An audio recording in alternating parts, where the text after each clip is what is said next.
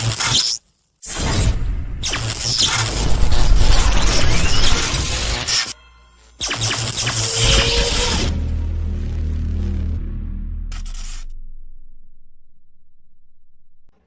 up, everybody? Welcome to a brand new episode of the 5280 podcast on the MHRT Network. I'm your host, as always, Douglas Creevy, alongside my co-host, Cameron Parker, Glenn Hauser, who decided to finally show up, and Gage Madrid. How's it going, gentlemen? I was here 2 weeks ago. Come on now. And I did end up showing last week after I said I wasn't going to. Hence why we had Spence and Bill, and then you're like, I'm here. Yep. All right, so we got some stuff going on. We do. Before we get into the Broncos stuff, we need to bring up some shocking news. Daniel Jones is named the starter for the Colts. Joe Flacco named starter for the Browns. Is anybody shocked?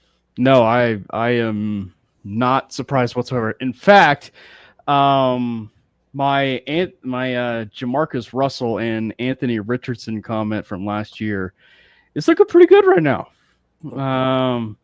It is not a shock. It just, from the Colts side of things, it really has to be. It really has to end up being what is the future for Anthony Richardson, like right now with the Indianapolis Colts, or just in general for the NFL. Frankly, at this point, I would not be the least bit surprised. I know it may seem like comedy to, consider this based on his size. I would not be surprised if there's teams that are asking him about changing positions. Like, I would not be surprised if someone is asking him about wanting to become a tight end or, a big slot wide receiver or something. Like, I would not be surprised if, teams are actually wanting to see if he could change positions, because it is pretty clear that he is not an NFL quarterback. Yeah. The accuracy just isn't there. He's never been able to stay healthy. Even in college, that was a concern. He was a sub 50% completion percentage quarterback in college. That doesn't translate well to the NFL. The Colts banked on his raw talent and athleticism, and he just hasn't delivered the goods, man. You think about that play against the Texans where he tapped out.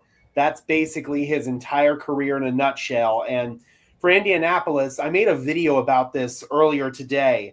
They're the new Broncos. They're the new quarterback carousel team. Jacoby Brissett, Brian Hoyer, Phillip Rivers, Carson Wentz, Matt Ryan, Sam Ehlinger, Nick Foles, Anthony Richardson, Gardner Minshew, Joe Flacco, and now Daniel Jones. Those are their quarterbacks since Andrew Luck retired. That's in a span of 6 years. Denver had that same amount in 8 years. So their quarterback carousel is even worse. Okay, now go through the Browns quarterback carousel. You know all them? It's only an hour show. Off the top of my head, yeah, we would be here too long, man. I know it's over 40 since like 2000 or some crap. So the other part I was going to say that's also probably related to the Broncos in terms of comparing it to the Colts. They also have a Jim Irsay ownership trust that they're doing right now. And we all with that. And we all know about, Is Joe Ellis in it? We know about, the Bolin Trust, and possibly, glad we're off of that. And I know that we're going to probably talk about, how good our foundation has been from top to bottom. But yeah, it was not a great time. It was not a great time. The Colts should bring in Joe Ellis to run that trust. It'll be great. Johnny Bolin actually would be. I was going to say Johnny Bolin. Pat McAfee won't be the only Colt personnel swimming in the canals out there if Johnny's there. There we go. Okay, so a little bit of, yes, Denver related, but not specifically what we saw this last game. There was a report that came out about the potential new stadium and what the Broncos might be looking for. And it has to do with Lone Tree. To be honest, I'm not even sure where that is. I don't live there. I know it's close, but we used to live there. We know exactly where that is. So I guess there was I think they were talking to the mayor of Lone Tree, and it came out that over the past year they've had conversations with the Broncos and Lone Tree, and they've been exploratory and constructive. The team's vision, an activated year-round destination integrated with transit, walkable streets, and first-class mobility, and that aligns with the long-standing plan for the Lone Tree City Center near I-25 and East 470. Envisioned with E470. Wow, I don't know what it is. Envisioned with employment centers, shopping areas, restaurants, hotels, an array of housing, parks, and plazas.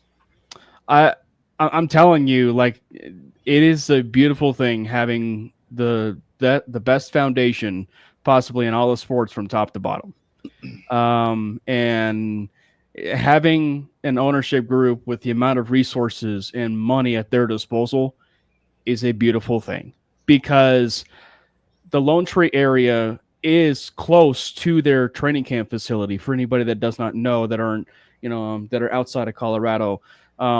So frankly, because they are so rich, they can still go forward with this 10th and Osage, Burnham, Park, Burnham Yard area, have the stadium be there, which would still be in Denver, and have this fan event center that people can go to in Lone Tree. Yeah. And I think that that's probably the way that this would be going with Lone Tree. So just the fact that you have endless amounts of resources to where,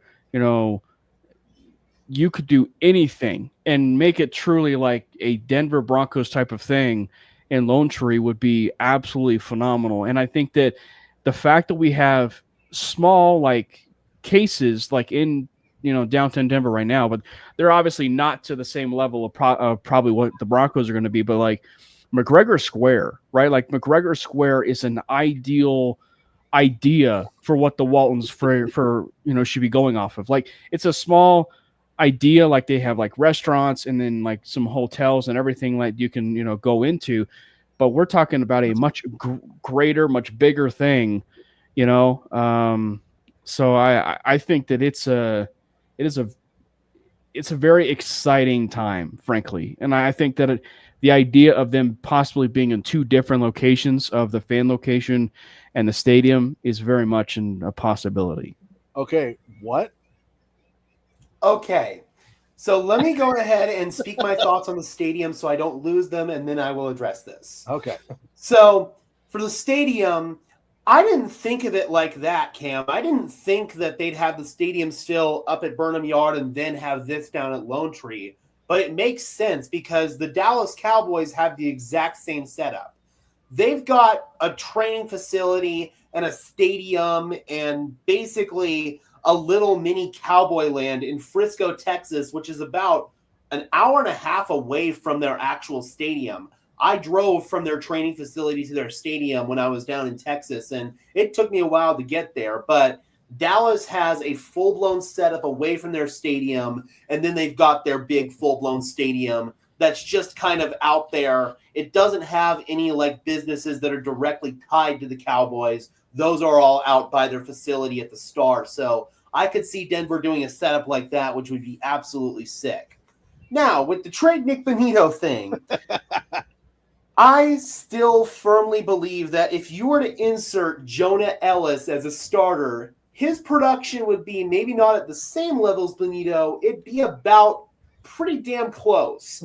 And I would much rather see that happen than pay Nick Bonito $30 million, which it's kind of looking like he might get somewhere near that or even up further than that. I'm not willing to give him that after just 1 year of production. So if we go through this season and he is still not quite at the level that we need him to be in comparison to last year, if he's not performing at the same level that he was last year, I should say that correctly, then maybe we could start thinking about, at the trade deadline, moving him while his value is at its max. Is that going to happen? Fuck no. I want to clarify that is not going to happen. But I was thinking about it, man, and it definitely could be a possibility. And bring up Landon's comment, will you? Yeah. I'll take my L on that one. I will take my L on that one. I believed in Johnny Walker. I still think he's got talent. He got hurt, but I'll take my L on Jonah Ellis for sure. My son just calling you out. Now, before I'm just wondering, I'm wondering if the bearded blur would be allowed to do his thing in Lone Tree, or if that's just a downtown Denver acceptable behavior. I'll do it wherever I want. What are they gonna do?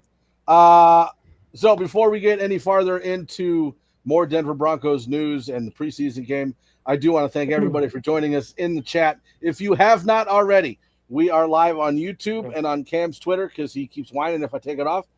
Go ahead and head over to the MHRT Network YouTube page. Go ahead and hit a like, hit a subscribe. We would greatly appreciate it. Also, head over to Bronco Syndicate, which is hosted by Cage Madrid. Do a like and subscribe on that channel as well. We would greatly appreciate it. All right.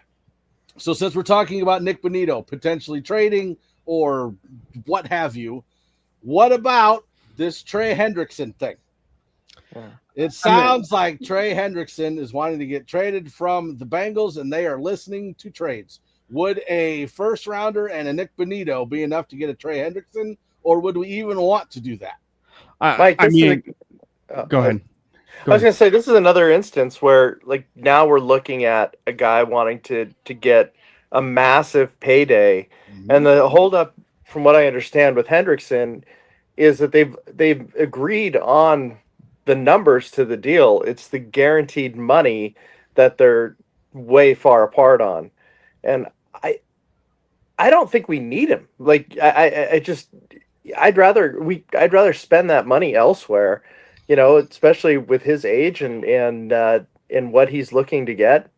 If they're that far on guarantees, he's looking to get an absolute ton. Yeah. So, well, and to the point of like going to the Patriots, like the timing could not have been more impeccable from Elliot Wolf like 2 days ago or yesterday rather, when he basically said that he is perfectly fine, giving up first and second round draft picks.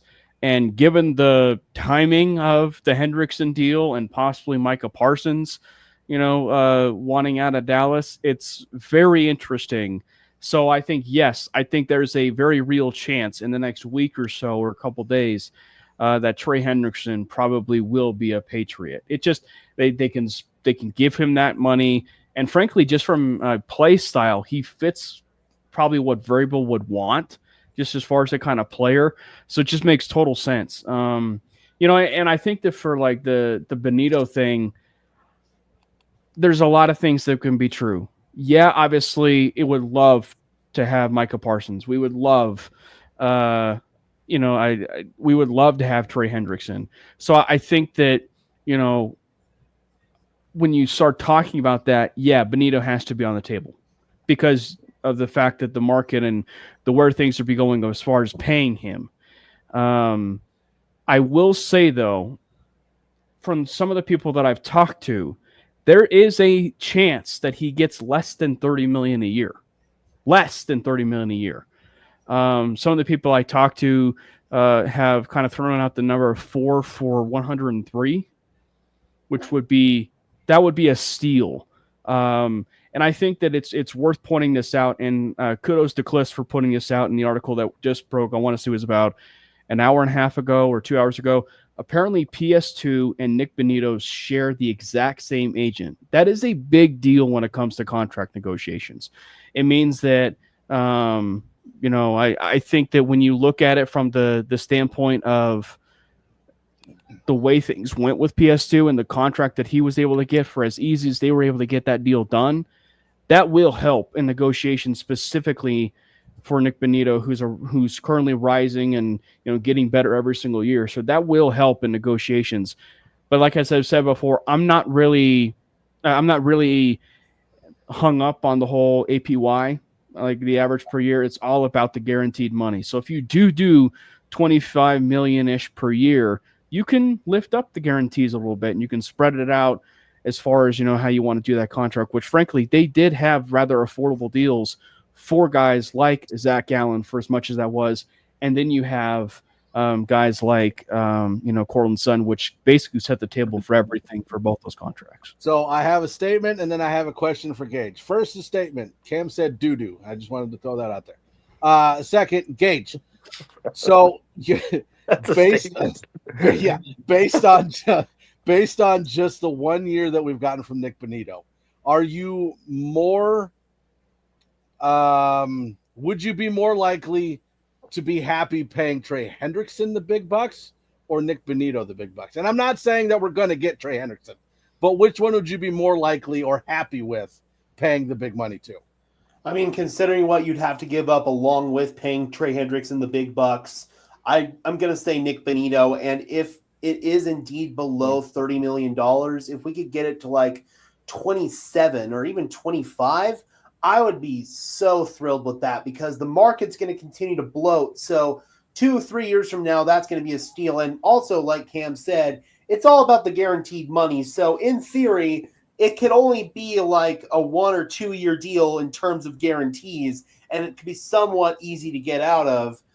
I can understand that, and I could be a lot more endorsive of that. So I would much rather go down that avenue than trade a first-round pick and Nick Bonito to get Trey Hendrickson, when Hendrickson's more of a 4-3 edge rusher. He's not really a 3-4 edge rusher. I don't think he fits this scheme as well as a guy like Micah Parsons would. You could plug in Parsons, and he'd be phenomenal as an outside linebacker. Trey Hendrickson, I view as more of a defensive end than an outside linebacker. Okay. All right, so going into the game, we didn't see any starters in the game except for one, Evan Ingram. And good Lord, did he make an impact early. Now, and one of the cool things that said on the broadcast, and it stuck with me, is when you look at Sean Payton and how he uses tight ends, he uses tight ends in the slot 52% of the time, which I thought was really cool. Yeah. Where Mario and I were sitting, we saw Evan Ingram walk out on that first drive, and we're like, wait a minute, what is he like? Get him out of there. And then the moment that play happened and he goes for 58 yards, we all looked at each other. He goes, "You're done. Like you're done. Like go ahead and pull him." Obviously that didn't end up happening. He ended up playing like one more series or two, but like that just was a sign. Like that is a sign of like the explosiveness that Evan Ingram is going to get you. And I think that like what you saw on display there on that 58-yard play was, what's so impressive about Evan Ingram is he's listed at 6'3". Like he's big probably when you get next to him, but the way that he runs and stylistically the way he runs is low to the ground. I've never seen a tight end run that kind of way. And I think that for that kind of play style and with the way that Sean has called plays and getting him open, I think that, that's going to really bode well for him. And I think that for Ingram and for really just the area of the middle of the field, they're going to have so many mouths to feed in that middle of the field. It's going to be a beautiful thing to watch. So we may not have another 1,000-yard player, and as far as Evan Ingram, Marvin Mims, et cetera, et cetera, et cetera. But we are going to have a lot of people consuming a lot of that probably after Cortland Sutton. So I would not be surprised if you see a little bit more balance across the board from Ingram, all the way to maybe even Pat Bryant. So it's just a good problem to have right now for Evan Ingram. I'm just going to throw it out there. I think we're going to have 3 1,000-yard receivers. Oh, snap. 3. Sutton. I'm going to count Ingram as a wide receiver. And then Franklin. Whoa. Phew, damn. There's buying stock, and then there's buying stock. So you don't think Marvin Mims is going to be one? I think he'll have 1,000 total, but I don't think he's 1,000 yards from scrimmage. Yeah, I think he'll have 1,000 yards from scrimmage. I'm talking receiving yards. I think Franklin has 1,000. I think Sutton has 1,000. I think Ingram has 1,000. I think that there's actually a chance we see more from Mims that's not out of the backfield.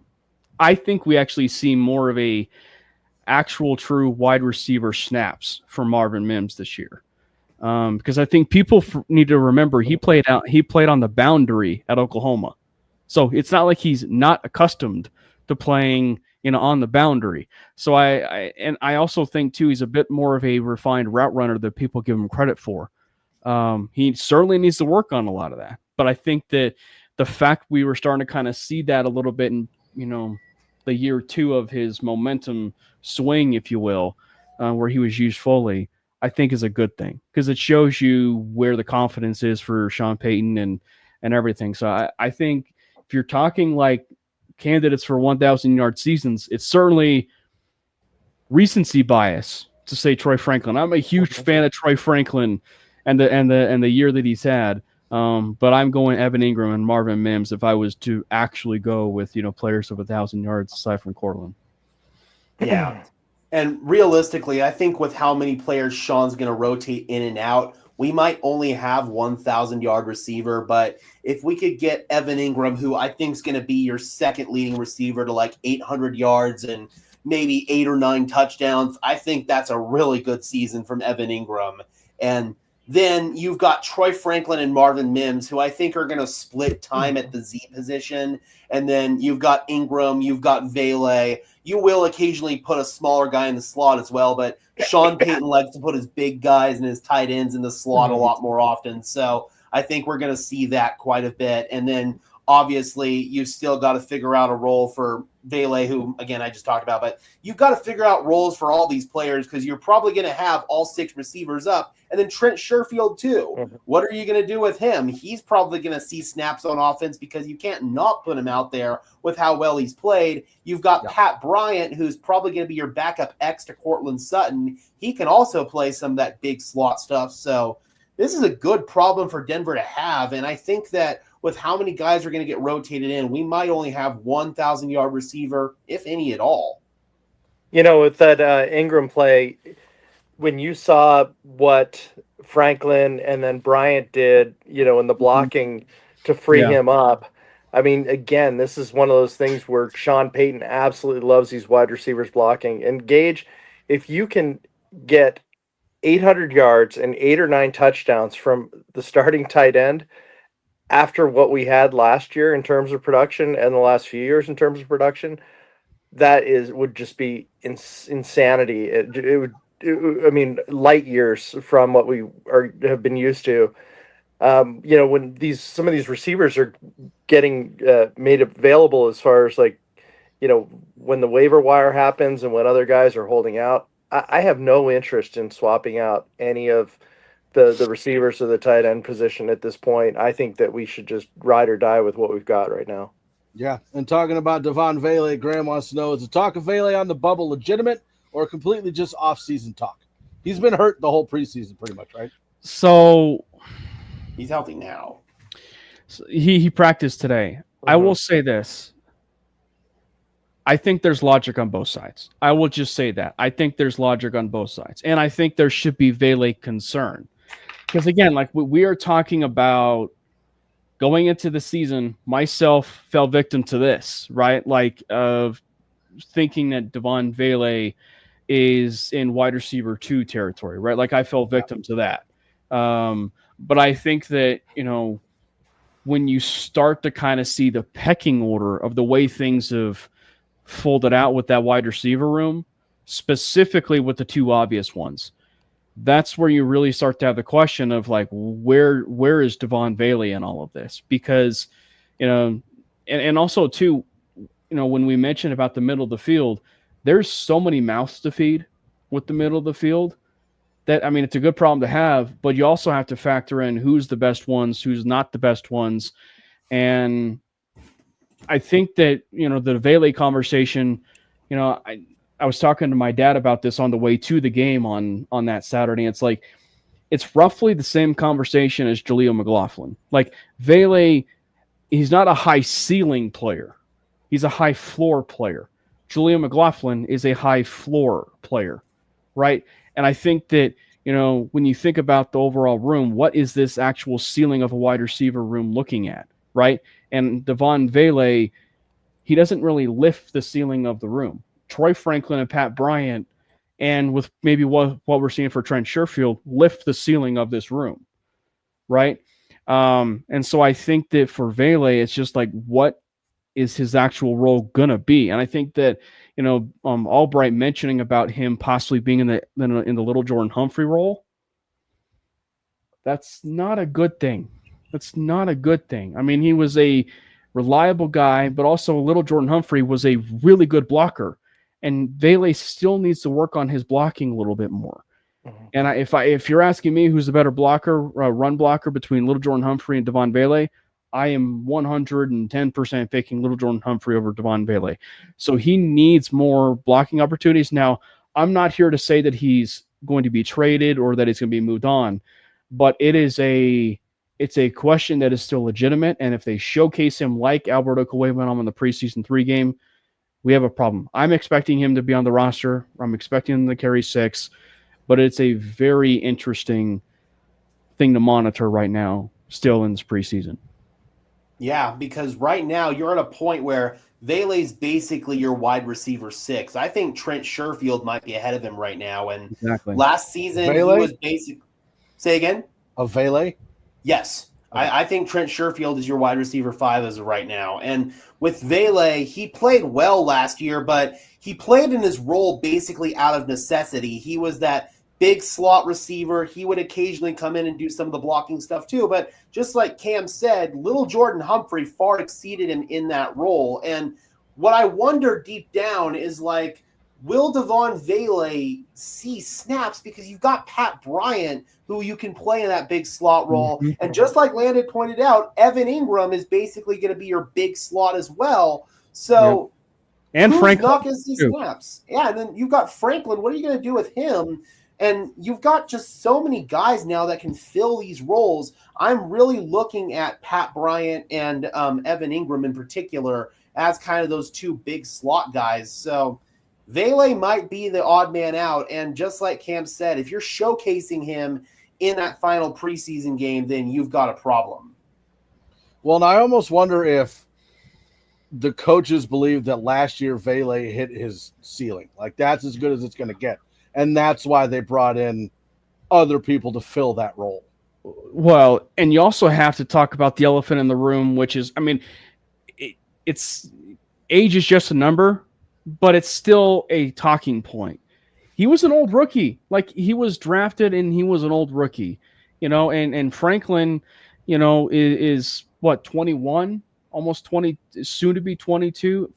Pat Bryant was a bit older, right? He's obviously older than, Troy Franklin coming into the league. But, like, those are younger guys.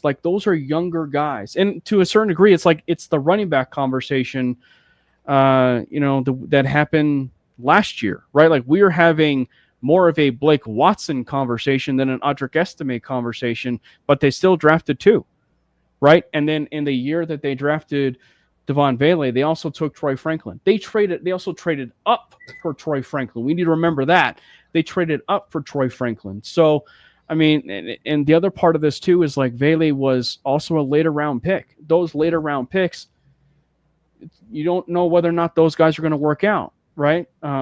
And so I think that, like, it's just the other area of this where it's like you have younger options, more high ceiling options where you wish Vele could work out, but just if you want to go with a much better room and possibly about Bo's development, I'm more leaning to what Bo's development's going to look like than, having a 27-year-old second-year player on the roster who's got a high floor. Last season, you needed guys who could raise your floor just because you were developing a rookie quarterback. You were trying to at least have a league average offense, which they did by the end of the year. This season, you're trying to exceed expectations. You're trying to be a top 10, maybe even top 5 offense, and you need guys who can raise your ceiling. So I have that viewpoint on a couple of different positions, but I definitely think that wide receiver is one of them. Yeah. So what ends up happening to Vele, you think? I think he stays, but I think he's wide receiver 6. And yeah. If you have to have a wide receiver inactive, if you're not going to be able to have all of them active for game day, then I think Vele is going to be the dude who's inactive. Do you think he could be the Trinity Benson, though? Maybe, but I think they like him enough to keep him here. So you think Vele goes on the 53 and maybe Michael Bandy goes on the practice squad? I mean, Michael Bandy's been on the practice squad for the last 17 years under Sean Payton. So, I mean, it's pretty easy. It would be pretty easy to predict a Bandy on the practice squad. That said, though, I don't have Bandy on the practice squad. I would much rather have guys like Joaquin Davis and Jerwan Newton to be on that practice squad over Bandy. But for some reason, Bandy's been on on that practice squad for I don't know how long. So it would not surprise me if he's there. I just think that, for just the whole conversation, I think if you're going to be showcasing guys, it would be guys like a Joaquin Davis or like a Jerwan Newton. Like, because Turney Benson, like, granted, I think the only argument for Turney Benson from the wide receiver side is like he was here for what, like 2 years, and then 2-3 years, and then they shipped him off. But I think that, like, if you're looking specifically, it hurts my soul. But I think, like, ideally, if you're talking about a player that would probably garner interest, it would be Joaquin Davis, just because of the traits, the size. Like, the measurables are everything that you want in a wide receiver. So like it's one where, like, if they start featuring him a little bit more, actually another guy we didn't get a chance to mention who I think is also a practice squad candidate is Courtney Jackson. Right. So he had a great game the other night. Yeah. So I just think that the wide receiver room is really stacked. And I think if you're looking at the room of the Denver Broncos right now, if you're looking at a room to buy stock in, I can't believe we're saying this, but I would buy stock in the Denver Broncos wide receiver room for possibly how good it is right now. So don't ask ESPN though, because they've got freaking the wide receiver room rated as 29th in the league. Yeah. 29th. This wasn't one of the topics that I was going to talk about, but it just kind of clicked in my head when you said Courtney Jackson. Are they going to keep Marvin Mims as a returner, or are we looking at somebody else returning kicks like Courtney Jackson? Or because then he would obviously make the 53. That's why I'm wondering. I actually don't think it's that cut and dry. I think obviously Courtney has been the punt returner, right? Yeah.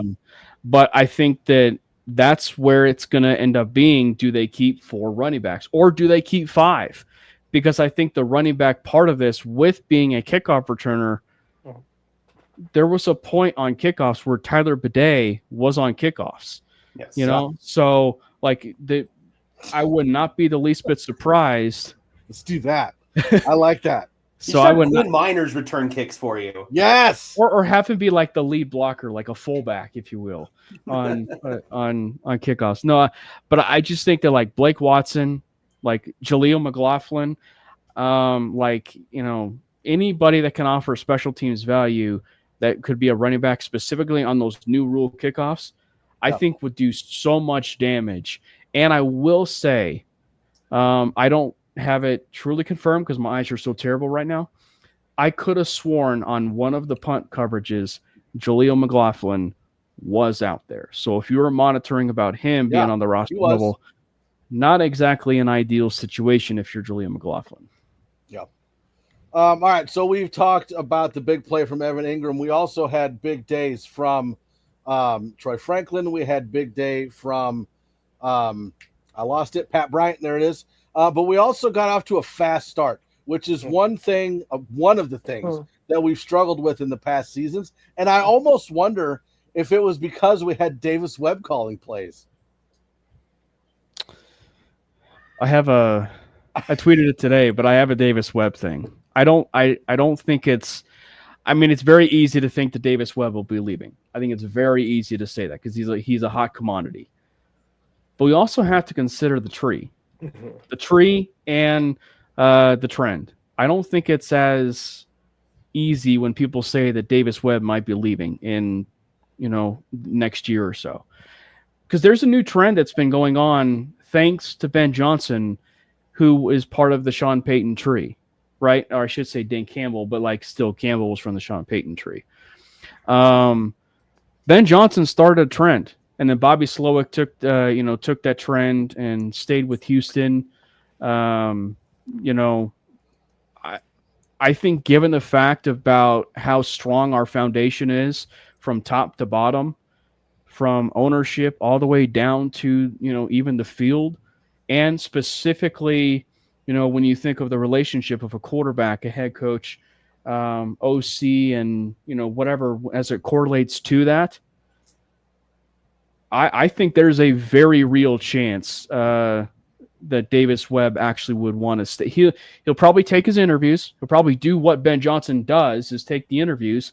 But I think that there's a very real chance maybe that he will still probably punt the idea maybe 1 year, 2 years, 3 years down the line.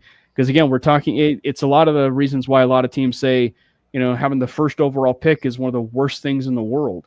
I mean, it's great for to have the first overall pick to take possibly a new face of the franchise.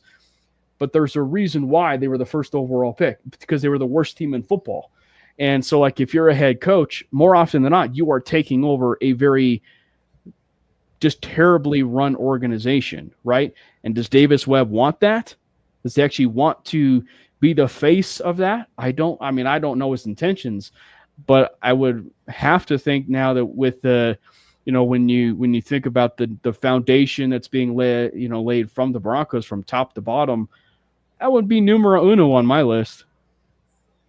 I agree. I definitely agree. But if you're Webb, you have to strike when the iron's hot. And he's one of those rare coaches that might get a straight line promotion from assistant coach to head coach without having to be a coordinator.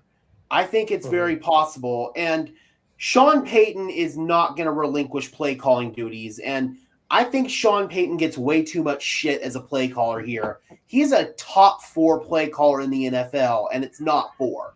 He is phenomenal. He really is at play structuring, play sequencing, pushing the right buttons at the right time. He follows modern offensive trends in terms of RPOs and read options and all that stuff that Bo Nix is comfortable with. He gets crap because he doesn't use motion a lot. I think the Broncos were towards the bottom in the league in using motion, but motion doesn't always mean modern offense. You look at Mike McDaniel's offense, for example, which has motion on almost every single play. A lot of it is window dressing and bullshit, and defenses pick up on that. They do. And we can see why McDaniel's offense has regressed pretty much every single year. Just because you use motion doesn't mean you're going to be a modern offensive genius, if you will. And Sean Payton will integrate it at times, but he doesn't use it on every play because he doesn't have to. And people talk about how the run game sucked last year from a play calling perspective. You try to run the football with Javonte Williams, Audric Estime, and Jaleel McLaughlin as your top 3 running backs. Running backs matter in the NFL, damn it. You need to have at least a halfway competent running back. So I'm going to defend Sean Payton all day long here. He's one of the top play callers in the NFL, and Davis Webb might be too, but a bird in the hand is worth 2 in the bush. Well, and for me, I think this is a great example of coaching coaches, right? Like Payton is coaching his coaches. He is perfectly fine coaching up his guys and letting them go because he's confident enough to know, hey, if this guy leaves, I can take this or I have someone that can take his place. Same thing with Vance Joseph, right? Like, it's great to be in a situation. I mean, it sucks for us because we know, like, we get attached to these coaches. Like, hey, I don't want this guy to leave. But he's, like, Payton is confident enough to be able to let his coaches that are great coaches go elsewhere and will still be fine after they leave. What about you, Glenn? What's your take? No, I totally agree with that, Mike. It's the worst types of coaches are the ones that don't give their own guys opportunities, that they're selfish enough that they try to keep these guys basically down just to not have them noticed by other teams. But you look at like a Dan Campbell, he lost his offensive coordinator, he lost his defensive coordinator. He's starting, there's some, it'll be interesting to see how that team responds to that. But he was thrilled when both of those guys got those head coaching opportunities, and I agree with you that Sean Payton is the same way. That being said, it would sure be nice if we could keep the band together a little bit longer, because it seems like things are really starting to be this is the beginning of something that could be very, very big. Yeah, and I do think. Sorry if I cut somebody off. I do think that if I'm Webb, I'm wanting to stick around until Bo hits his peak, right? Because then you can show like, hey, he progressed all these years that I was here, now I'm ready to go and do it for somebody else, right? Yeah, and that's why I say that's the new trend right now. Like that's the new trend of the way things are going. Bobby Slowick was a hot commodity. Another example, Bobby Slowick was another hot commodity. And the offensive line was really their main issues last year for Houston.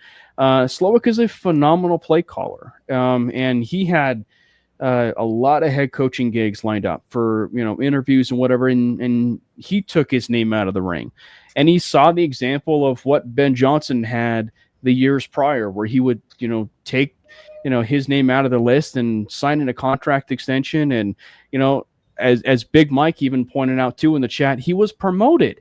Davis Webb was promoted in essence, so like he took on a newer job, so it would almost suggest about how well the forward thinking is for Sean Payton, and that just means in general. And I think that too, it's like you're also never going to be I mean, ideally you would love to have people be loyal to your team, but you're also not going to block someone for being promoted, right? So like the idea of Davis Webb possibly coaching the New York Giants, I don't think is out of the question. For Brian Daboll, if they do move on for Brian Daboll, the question is just, does that interest Davis Webb with his intentions? And Jim Leonard is the probably perfect example, because I think I've said it numerous times before, is like when he was at Wisconsin, he was like dead to rights supposed to be the head coach of Wisconsin, and it did not work out. They shafted him for whatever reason, and right now they are in the dumps with Luke Fickell at Wisconsin, and there are so many Wisconsin fans that were wanting Jim Leonard to be hired, and instead Luke Fickell, I think he signed a contract extension this year in this offseason. But I mean, he's another fast up and coming coach where he was also, in air quotes, promoted. Frankly, he was promoted to assistant head coach. So I think that there is a very real chance that we might have a very younger version of what the Lions had, in the sense of like an Aaron Glenn and a Ben Johnson type of situation with Davis Webb and Jim Leonard. But I mean, that is too far down the road. And again, I don't know someone's intentions. I just kind of look at the trend of the way things are going, and obviously with the Broncos, and even if money is not an object, Jeff, Broncos can roll out and set an entire market of coaching contracts for guys like a Davis Webb, a Jim Leonard, so they can completely set the entire market for new contracts, new coaching contracts for these guys, to actually keep them on. It's hard to go on a really long, tangent and everything. It's just, but it is a very interesting conversation though to be still about Davis Webb, and Well, and there's one thing that I don't think has been mentioned. Like we talk about Mike Shanahan all the time and his tree and how many coaches came out from under Mike Shanahan. You haven't really seen a lot of that for Sean Payton up to this point. So maybe that's something that he's trying to get established now, is bringing coaches in that he can coach and then send them out and expand his tree. You know what I mean? So that he's more in that conversation of an Andy Reid or a Mike Shanahan or a Belichick and all their disciples, air quotes. Yeah. I mean, you think about the main assistants of his that have gotten head coaching jobs. Dennis Allen, that was a flop, but he's got a massive success in Dan Campbell. So yeah, I think that there's definitely a precedent set there. And with some of these new coaches coming out, like Declan Doyle, who just went to Chicago, he's their offensive coordinator now. He could be one of those guys. Obviously, Davis Webb, Johnny Moe, he's the offensive coordinator in Detroit now. David Shaw's there too. Say again? David Shaw is there too. Yes, also. David Shaw as well. Yeah. And I mean, Shaw's been a head coach before, so he's got kind of his own tree, but he's still part of that Sean Payton pipeline, So yeah, I think that this latest line of guys could be that Sean Payton tree that starts to evolve over this next 3 or 4 years. Yeah, and the part that almost kind of sucks about that is it's almost like he's starting to worry more about his legacy, right? Which in my mind means we're looking at another 4 or 5 years and then he's done. which kind of I freaks don't me out a think little bit. so. I'm not getting that I think impression at all, okay. Mike. Yeah. In fact, I think that I think he seems like he's having the most fun I've ever seen him as a head coach. I mean, just the fact that he sticks around. He used to like try to run out of the podium all the time, and now he just sticks around and just cannot wait to talk about this team. It's so funny, you know. Yeah, Doc Bravo, suck a chode.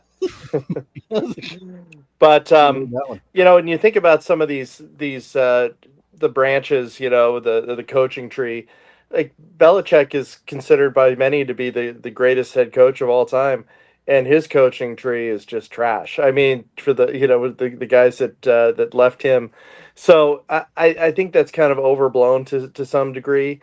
Except, and this is going to sound like a homer, I think that the Mike Shanahan coaching tree is probably the most impressive of them all. Oh, Yeah. yeah. All right, so next, running backs. That's going to be kind of a conversation we're going to have here. Now, we talked after the first preseason game that I was wondering if Harvey was supposed to be running outside, and I wanted to see him running in the middle. And boy, howdy did we. Right up the middle for a touchdown. That hole was tiny, and he sneaked right through it. I loved it. Harvey had a hell of a game. Yeah. I mean, Mike wishes he got skinny like Harvey did. I'm trying. Yeah. It's I mean, hard. I'm fat. No, you're just big boned. Really big bone. Festively plump, if some would say. Festively pleasant. Is it festively or pleasantly plump? Speaking of festively plump, though, got to shout out Throckmorton on that one. Yeah.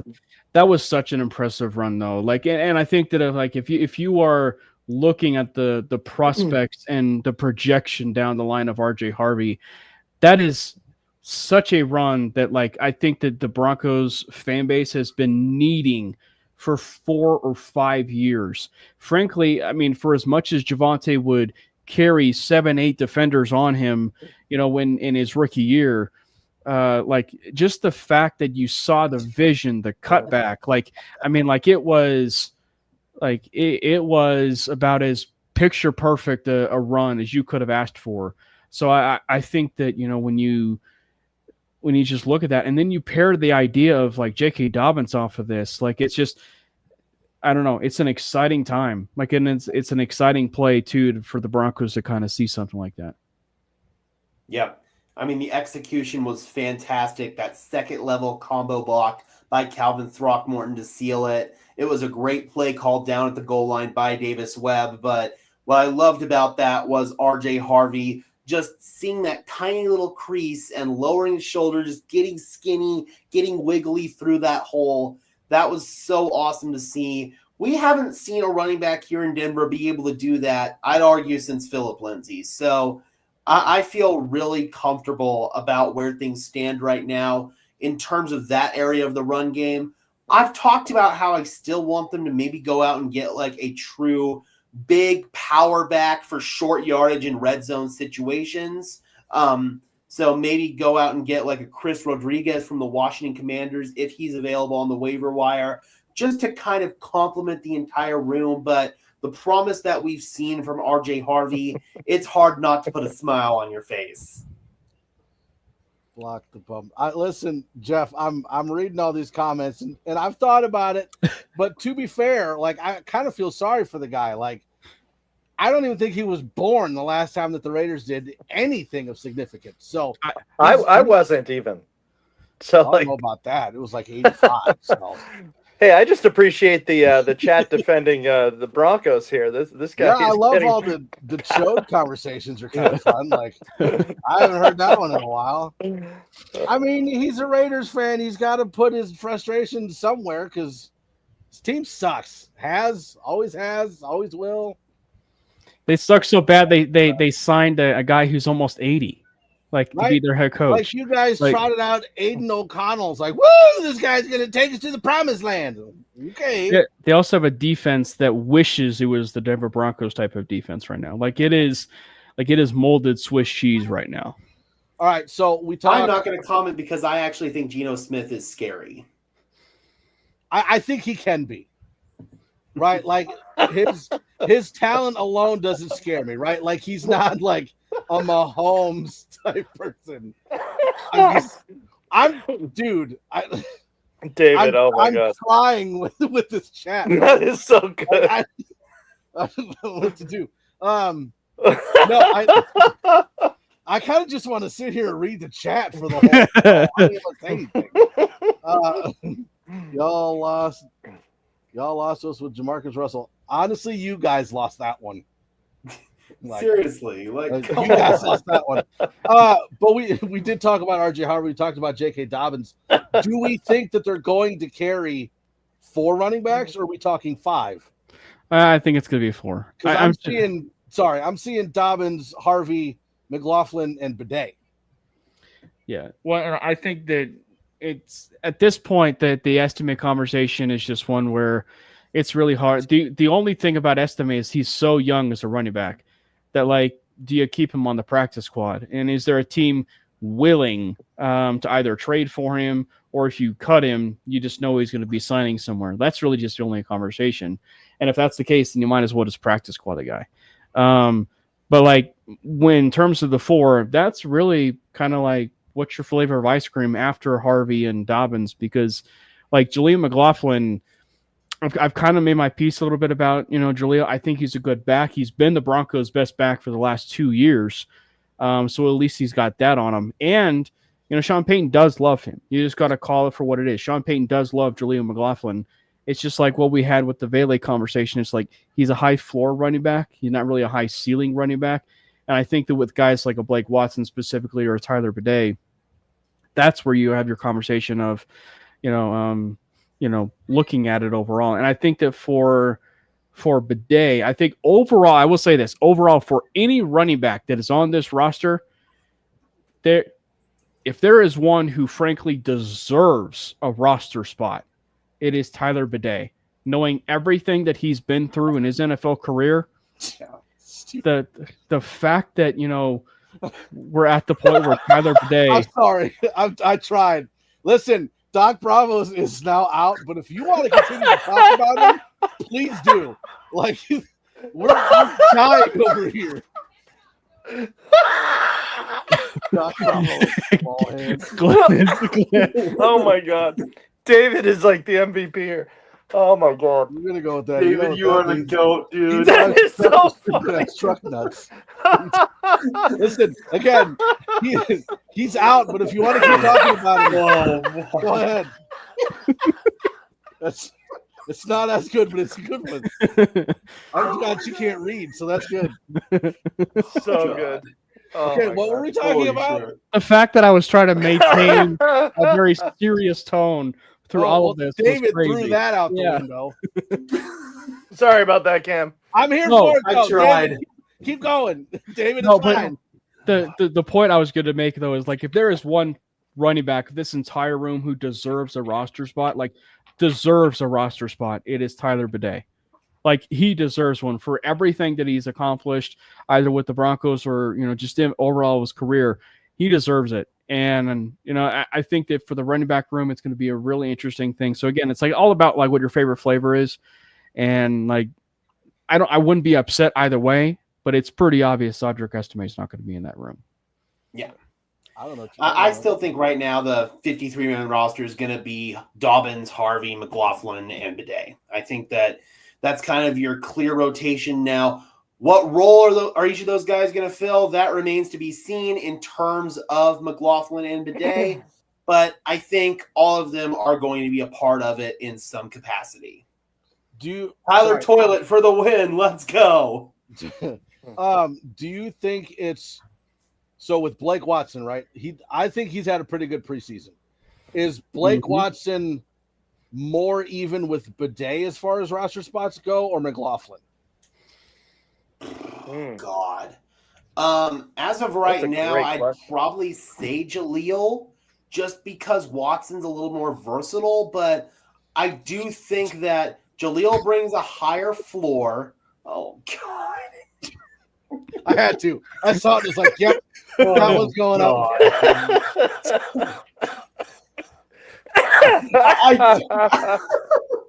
I do think that Jaleel brings a higher floor, and the fact that he's one of Sean's grinders, I think that's going to give him the edge over Watson. And I think that Jaleel had the best game out of all the running backs who played on Saturday night, and I think that's also going to go a long way for him. I'd argue he's been the best back of the preseason, actually. Watson? So no, Jaleel. Jaleel, okay. Interesting question as far as the fullback situation goes. With Burton out and the apprentice. But if you listen to Sean Payton today, it sounded like Nate Atkins was really going to be considered for that role. And in fact, he even said that he's not only respected in that locker room, he's respected around the league. And I thought that was an interesting point that he was making about a player that, didn't get, a ton of playing time last year, but that was a very interesting point. Big Mike, what if I told you Jaleel was the Albert O of the 25-26? That would I be. will say this, though. I will say this with Alberto. He never had a shot at making the roster. According to people who I talked to, like from the get-go, that training camp, they were trying to showcase him to trade him out. He had been drafted by the previous regime. He was never going to have a place here pretty much from the get-go based on who I talked to. Yeah, and one of the things that Sean Payton says that the Broncos will have a lot of running schemes this year depending on what the defense is showing. So that I love that. The fact that we could have 4, maybe 5, and that's not including the fullback, right? No, well, and you also have to remember too, we're going to a completely different run blocking scheme or run scheme in terms of from inside zone to outside zone, which is going to probably suit players like a Blake Watson, a Tyler Toilet, and obviously, RJ Harvey and J.K. Dobbins. Like it's going to suit those guys a little bit better. I don't know whether or not that's going to be suiting Jaleel's game because he seems a little bit more of like an inside zone type of runner. I think he's quick. He's elusive at times. But yeah, it's going to be interesting. I will say the Nate Atkins football conversation. If you need a root beer vape story, David's got you covered on the whole root beer vape story. I wasn't even going to go there. Doc Brownlow's back. And now he's not. But no, the Nate Atkins football conversation is one where it's like, it's my comedy set. Oh, he's back. What's up, Ho? Atkins he has his father was an offensive line coach or is an offensive line coach, so he's got a lot of experience with the blocking. I mean, you would think that he would be a Sean Payton type of guy, and sure enough, he is based on those comments today. Yeah, I like that one. The small hands one was good though. I'm not gonna lie. All right, so one other player that I want to talk about is Mr. Crawshaw, the punter. Good game. He did show that leg off in this second preseason game. It's what we needed. Better.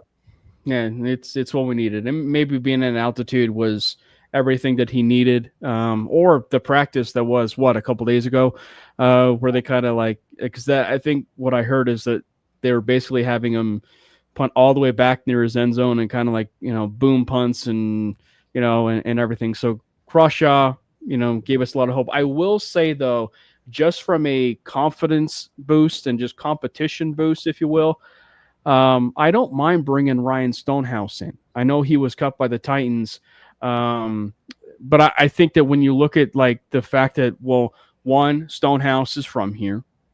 Crawshaw probably still needs competition, and he's from the Titans. They play the Titans week 1, so I would not be surprised if they wanted to, bring Stonehouse in just for competition. But do I think it happens? No, because we still have to remember the guy was drafted. The Broncos drafted Crawshaw for a reason, and we saw him bounce back in this last game. So I don't think we see it. Doc Bravo, even though he was drafted, he's still a punter at the end of the day. So if he's still inconsistent by like week 5, they might go out and look at other options. But I think they're going to give him every opportunity they can. And so far, he's back on the upswing, which is good. The consistency needs to be there, but just like any rookie, there are going to be peaks, there are going to be valleys, and I think Denver is going to be as patient as they can with that. But at the same time, it is a punter. So, yeah. All right. So I have it. We're going to talk about players, and I named them players on the rise, and then I named the other ones players skydiving without a parachute. So we're going to kind of go. We're going to break it down. Right? I liked it too. Players on the rise. I had Ellis, Harvey, Franklin, Bryant, Courtney Jackson, and Jarrett Stidham. Yep.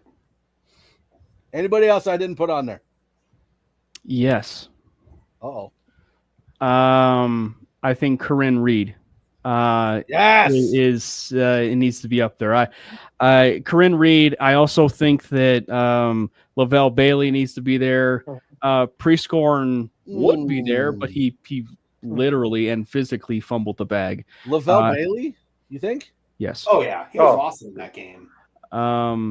Okay. But yeah, there were others. I mean, I thought that Jedi Barron actually played really well. It started out slow, but you can tell his instincts and the way he tackles and everything. Like he's gonna get there. Like he is very clearly gonna get there. So like I thought he shined. The whole defense I thought shined. Yeah. Wow. So I got one that didn't. And I know who it's going to be, I think, and I got something to say on that. I do. I love Corinne Reed. Like he's going to be incredible. I hope he's. Jordan Turner's another one. Yeah. I mean, is Corinne Reed going to make the 53 though? Is he more of a practice squad guy? It'll be interesting because you think they're going to carry 4 inside linebackers, right? I think Reed might push him to 5 because I don't know if he'd clear waivers. I think that he's shown enough on tape that some other team would scoop him up. So I think if you want to keep Reed, you might have to keep him on the 53. Well, and then what happens when Drew Sanders comes back? You could cross that bridge when you come to it, but Sanders hasn't been on the field the entirety of training camp. I think that it might be time to move on. It might be. All right, so player skydiving without a parachute, I have Estime. That's pretty obvious. I have Caleb Lohner. Wow. I have Sam Ellinger. And I have Damari Mathis. I mean, Damari Mathis has been down a downward turn, like ever since like 3 years ago. Yeah. It's so bad he just started a rap career. And we know when NFL players start rap careers, your career is over in the NFL. So it's not really boding well for Mathis right now. And he also has 27. And we know that that's not going to end well. What are you talking about? Who did you think I was going to say? Darren Waller started a rap career. Oh, wait, never mind. I'm going to defend Damari a little bit here because he's had a really good camp. He has had a really strong camp. He's had some really nice PBUs. He hasn't had any meltdowns in coverage outside of that one where he bit on a double move. It was a stick nod, and he bit on it. But I'm also going to be fair to Damari. He had a couple of nice coverage reps in that game. I think that he's got a chance to stick around on the practice squad. There might be other corners who could get ahead of him, like Keidron Smith, for example. But outside of that, man, I think Damari's actually a really decent depth piece, and I think that he's going to stick around in that role. Isn't that kind of Damari Mathis, though? Like, he plays well and practices well in training camp, and then when the season comes, it's just burn after burn after burn.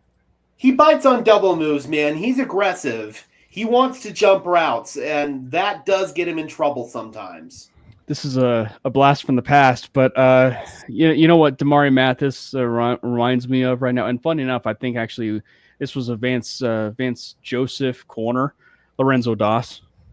God, yes. Like Lorenzo Doss was a player who would have a good preseason, a good training camp, but you put him in the regular season and he was burnt toast. And like, I think that like we're at that point where Damari Mathis is Lorenzo Doss 2.0. You got to cut your losses. It's time to move on. He is burnt toast. And the agenda for people wanting maybe Mathis on the roster, for me at least, Let's move forward. He's not on the team, in my opinion. Another one I can think of is Brandon Langley. Yeah. Like that's another one that immediately comes to mind. Yeah. Right. I mean, the only thing he handled in the last couple of years was the airport employee. Oh God, I forgot about that. Yeah. All right. Anybody that I didn't add to the on the rise category? Anybody I didn't add to the skydiving without a parachute category? Jordan Turner. I gotta tell you, yeah.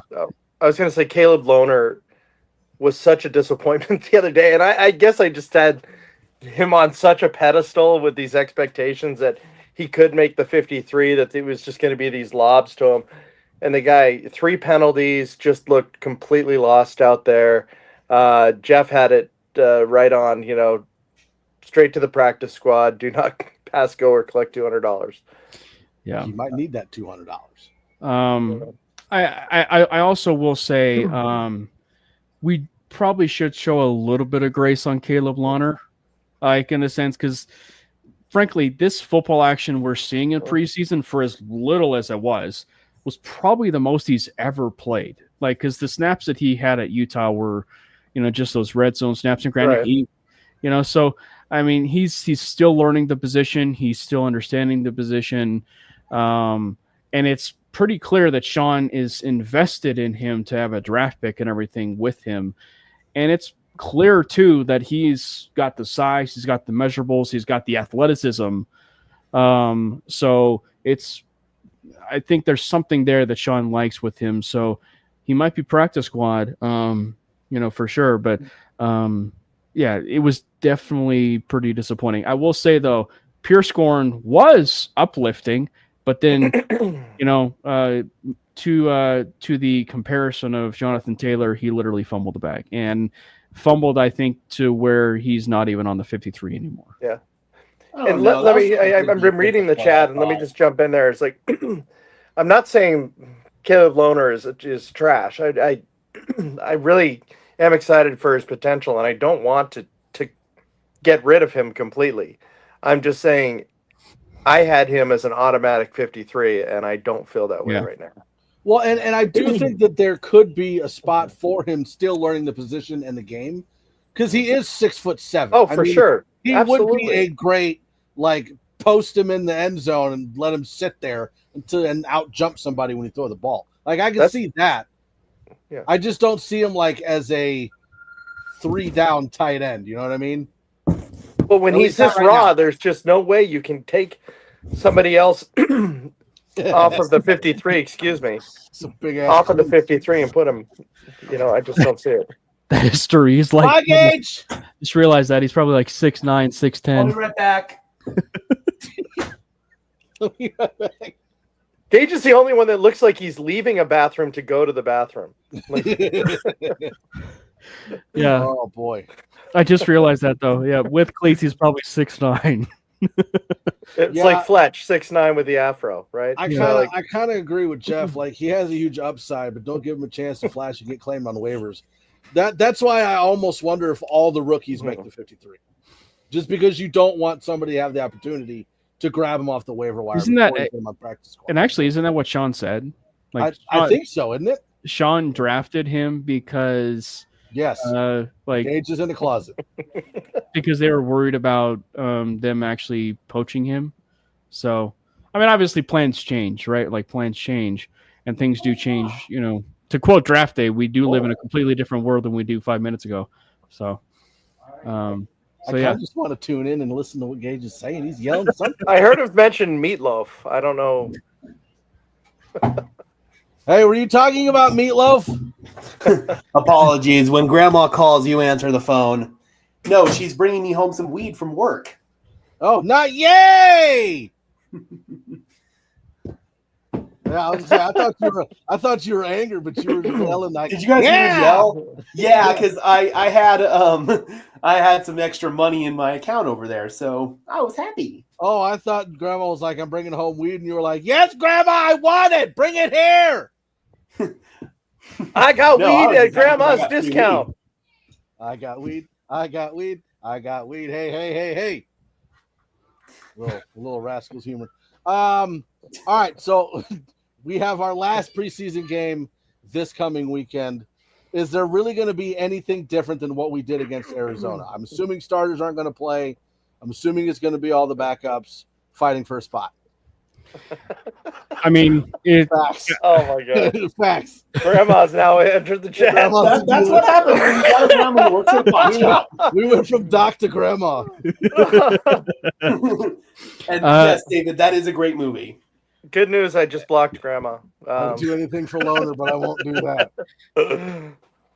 I will say Little starter. meatloaf reference. If there's gonna be a bit of a change, starters will play, right? Like Sean said, that starters will play. Yeah. So how long are we talking? A series or I think like what did he half? say? What did he say? Like 8 to 10 plays or something like that. But I will say probably like my number one takeaway was the fact that Davis Webb called plays. So if we get that again, I think that's going to be a really really kind of like fun insight about like obviously how well he's beloved in the in that building. And so maybe there's a chance that they demote Joe Lombardi next year and they slide Davis Webb into that OC role. I don't know about that just because Lombardi's been Sean's left-hand man for all these years. Mm-hmm. I don't know if that's how business would be conducted, but it could happen just to keep Davis here. Deep down, though, I think that Davis is probably going to get a head coaching opportunity sooner rather than later, and Sean's going to let the bird leave the nest, let him fly free. Well, and I'm hoping, again, going back to Davis Webb, I am hoping that he does stick around. Like, I hope he makes that choice, because if you're looking at, let's say he wants to go be a head coach next season, who are you looking at? You're looking at Miami, you're looking at Giants, you're looking at Colts, you're looking at Saints. Like, would you want to be the head coach or one of those, or would you rather wait? You know what I mean? Well, let's say he might have the opportunity to coach Arch Manning. Arch Manning's not leaving college football. If he comes out for the right situation, and Sean Peyton Manning, they kind of have a little bit of a thing going here in Denver.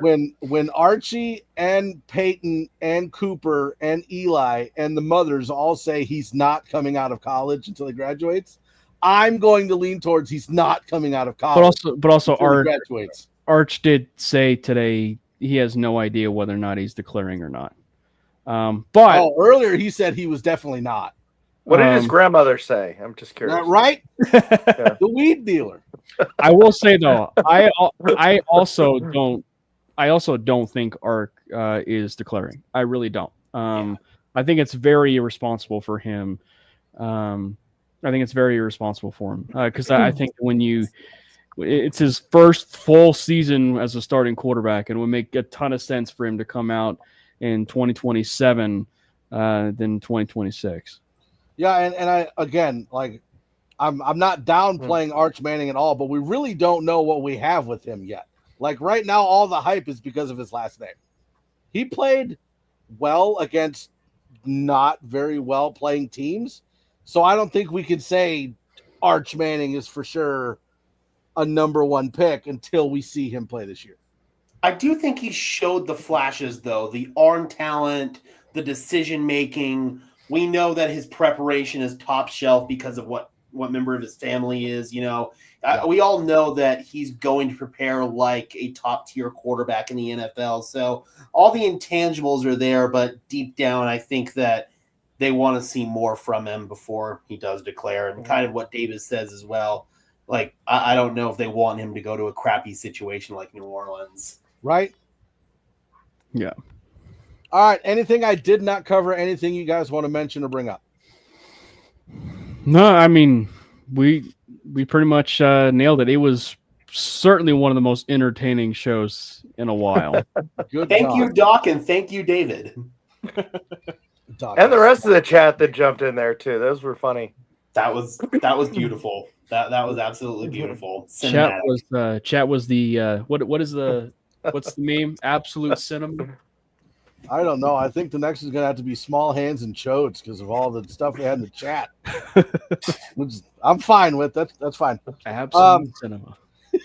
All right. Well, again, we do want to thank every single person that joined us in the chat. This was absolutely incredible. It's also great when we have a good team, right? Like, it makes the shows so much happier. So we are thankful for that.